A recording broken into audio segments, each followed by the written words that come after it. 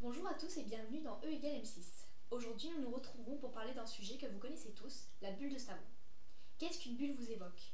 L'enfance sans doute. Vous souvenez-vous de votre déception lorsque celle-ci devenait hors de votre portée? Puis, à votre plus grand malheur, rendait l'âme. Eh bien, nous allons aujourd'hui, pour le plaisir des grands enfants, vous faire redécouvrir la bulle et tous ses mystères. Pour vous, nous avons réussi à la percer à jour grâce à des manipulations, des observations, des recherches, mais avant tout avec du travail de la motivation. Au programme aujourd'hui, nous allons vous expliquer à quoi est due l'irisation que l'on peut observer sur les bulles de savon. Tout d'abord, nous parlerons de la bulle de savon en général. Nous vous expliquerons ensuite le phénomène d'irisation que nous pouvons observer sur les bulles de savon, puis nous vous détaillerons les expériences que nous avons réalisées afin de mieux comprendre ce phénomène. Toutes les réponses à vos questions grâce à des scientifiques ce soir dans E égale M6.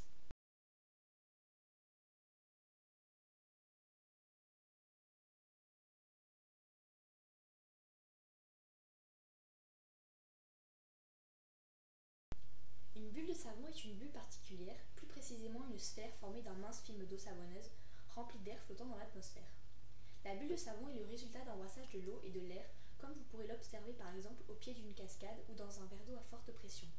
Mais le but premier d'une bulle est sa durée, rendue plus grande grâce au savon. En effet, il faut du savon pour former les bulles, car dans l'eau, il y a une attraction forte entre les molécules qui la composent. L'eau possède deux types de pôles qui s'attirent pour former des liaisons intermoléculaires qui vont assurer la cohésion du liquide à l'échelle microscopique. L'eau cherche donc à former des gouttes. Si on essaie de l'étaler, de la mettre en film fin, elle reforme donc immédiatement des gouttes car elle essaie d'avoir une surface minimale au contact de l'air. Si on ajoute du savon dans l'eau, ces forces existent toujours mais diminuent. On pourra donc étaler plus facilement un film d'eau sans qu'il se casse car le savon et le liquide vaisselle sont composés, entre autres, de tensioactifs qui vont diminuer la tension superficielle du liquide. À savoir, la quantité de tensioactifs étant plus faible dans le savon que dans le liquide vaisselle, c'est ce dernier que l'on utilisera pour la réalisation de belles bulles de savon. Un tensioactif est un composé qui modifie la tension superficielle entre deux surfaces. Il est formé de molécules dites amphiphiles. On distingue dans une molécule amphiphile une partie dite polaire qui préfère se lier à l'eau et une partie dite apolaire qui n'aime pas se lier à l'eau. Les tensioactifs permettent de solubiliser deux phases non miscibles en interagissant avec l'une apolaire par sa partie hydrophobe, tandis qu'avec l'autre phase qui est polaire, il interagira par sa partie hydrophile. Le savon illustre tout à fait ce phénomène car il est composé de molécules bien particulières. Une tête polaire soluble dans l'eau que l'on qualifie d'hydrophile et une chaîne carbonée de 10 à 20 atomes de carbone qui sont repoussés par l'eau qualifiés d'hydrophobes. Ces molécules aiment à la fois l'eau et la repoussent, ce sont les molécules amphiphiles. La bulle se compose donc d'une fine couche d'eau maintenue entre deux couches de tensioactifs, les têtes hydrophiles attirées par le film d'eau et les queues hydrophobes pointant vers l'air. Cette composition présente deux avantages. Ces molécules ralentissent l'écoulement de l'eau à la surface de la bulle due à la gravitation. Les bulles gardent donc leur eau plus longtemps et le film s'amincit plus lentement, ce qui allonge la durée de vie des bulles. Enfin, lorsque le film d'eau s'est extrêmement aminci, intervient le deuxième effet des molécules de savon, empêcher l'éclatement des bulles grâce aux têtes hydrophiles, chargées négativement qui se repoussent à cause des forces électrostatiques. Nous avons vu comment se forment les bulles de savon, mais maintenant nous pouvons nous demander pourquoi celles-ci sont-elles toujours sphériques. Cette forme ronde est due à la tension superficielle. Les interactions entre les molécules d'eau et de savon créent cette tension à la surface de la bulle. C'est une force aussi appelée tension de surface qui existe au niveau de toute interface entre deux milieux, comme par exemple solide liquide ou liquide gaz. Cette force peut s'expliquer par le fait que les molécules préfèrent être entourées par leurs congénères. Par conséquent, le système tend à minimiser la surface de contact entre les deux milieux. Autrement dit, le système veut prendre pour un volume donné la surface la plus petite. Cette force agit sur sur les bulles de savon. Une bulle de savon va en effet prendre la forme qui lui permet de contenir un volume d'air donné dans une surface minimale. Cette forme est la sphère, d'où la forme sphérique des bulles de savon. Plus précisément, sur la bulle, chaque molécule située à l'interface OR a un lien à compléter. l'attirant au final vers une autre molécule de surface.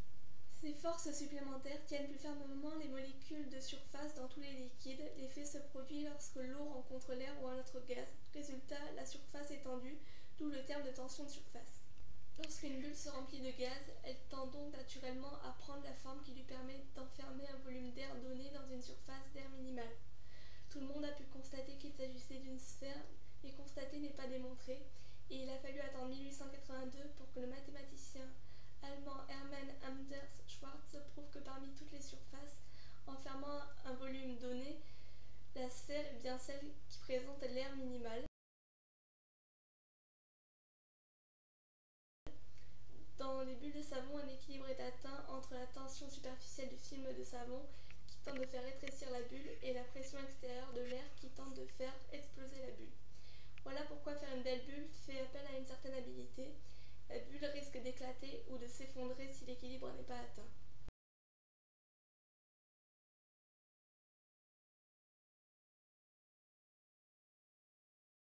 Qu'est-ce que l'iridescence? On utilise ce terme-là lorsqu'une surface paraît changer de couleur selon l'angle sous laquelle on la regarde ou selon l'angle sous laquelle elle est éclairée. Lorsque nous apercevons les couleurs de l'arc-en-ciel, il s'agit de l'iridescence. Cette iridescence est due aux interférences. Il y a interférence lorsque deux ondes de même période t et de même longueur d'onde arrivent au même endroit sans être passées par le même chemin. Il existe deux sortes d'interférences, les interférences constructives et destructives. On dit qu'une interférence est constructive si elle correspond à la superposition de deux ondes ayant une amplitude maximale. Pour deux ondes lumineuses monochromatiques, les interférences constructives correspondent à une intensité lumineuse maximale. On dit qu'une interférence est destructive si elle correspond à la superposition de deux ondes ayant une valeur minimale. Pour deux ondes lumineuses monochromatiques, les interférences destructives correspondent à une intensité minimale voire nulle. Une figure d'interférence stable s'obtient avec des ondes de même fréquence et présente un déphasage constant. Ce sont des ondes cohérentes. Elles sont émises par des sources cohérentes. Des interférences lumineuses ne peuvent pas être observées si la lumière provient de sources indépendantes de même fréquence. En effet, la lumière étant émise par train d'ondes de courte durée, bien que de même fréquence, les ondes ne conservent pas le même déphasage en un point P donné. La figure d'interférence n'est alors pas stable, comme nous l'observons ici. Ensuite, pour observer une figure d'interférence stable avec de la lumière, il faut éclairer deux sources secondaires avec de la lumière venant d'une source unique. Ces sources secondaires émettent alors des ondes de même fréquence et de déphasage constant. Elles sont cohérentes. Comme nous l'observons ici, nous observons une même fréquence et un déphasage constant, donc les ondes sont cohérentes.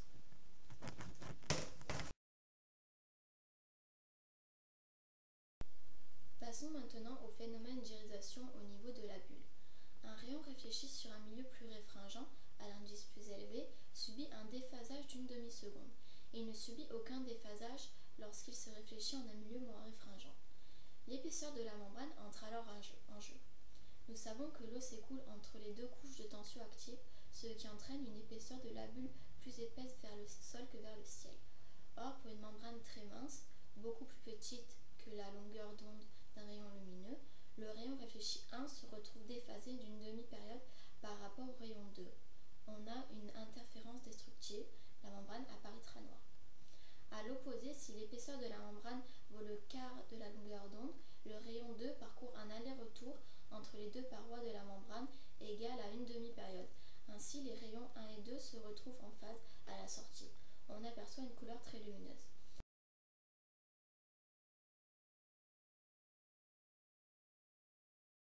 Ainsi, les couleurs variées apparaissent à la surface d'une bulle s'explique par le fait que son épaisseur n'est pas constante.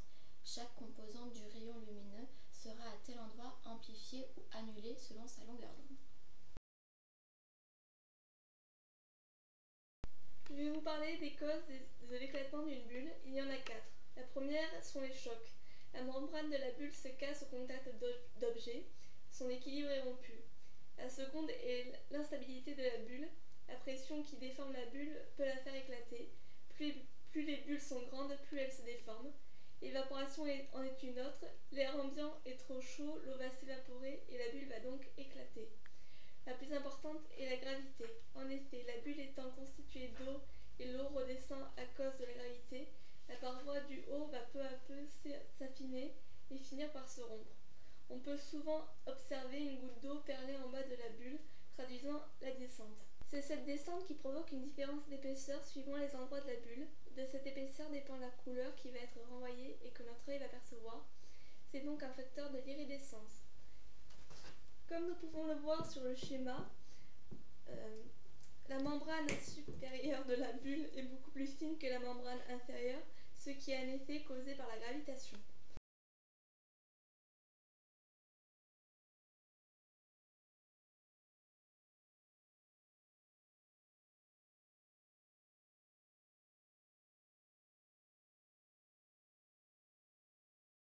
Je vais vous parler d'une expérience que nous avons réalisée. Une question nous est venue à l'esprit. Est-ce que les irisations que nous pouvons observer sur notre bulle de savon à lumière naturelle, donc qualifiée de blanche, seraient les mêmes si l'on modifiait la couleur de cette lumière? Pour répondre à notre question, nous en avons fait une expérience. Pour mieux observer les irisations qui se produisent sur notre bulle, nous sommes placés dans une pièce totalement obscure. Nous avons allumé une lampe 3 volets et placé une bulle de savon devant. Ensuite, nous avons observé les différences d'irisation par rapport à la couleur du filtre par lequel nous projetions la lumière.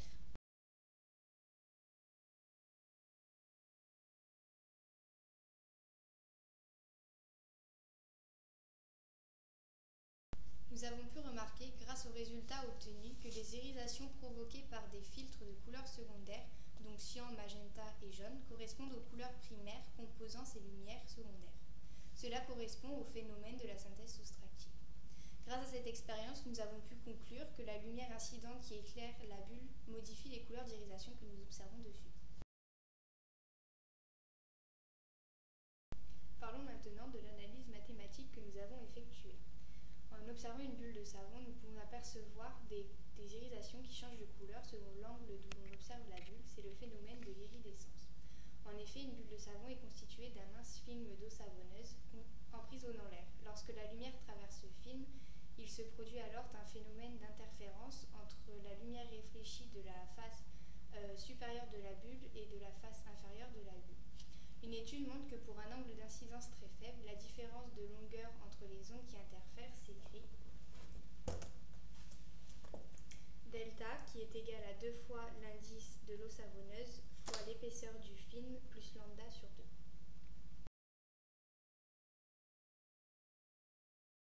Nous avons ensuite cherché, grâce à la formule dite précédemment, si nous pouvions trouver l'épaisseur E minimale du film afin qu'il y ait des interférences constructives.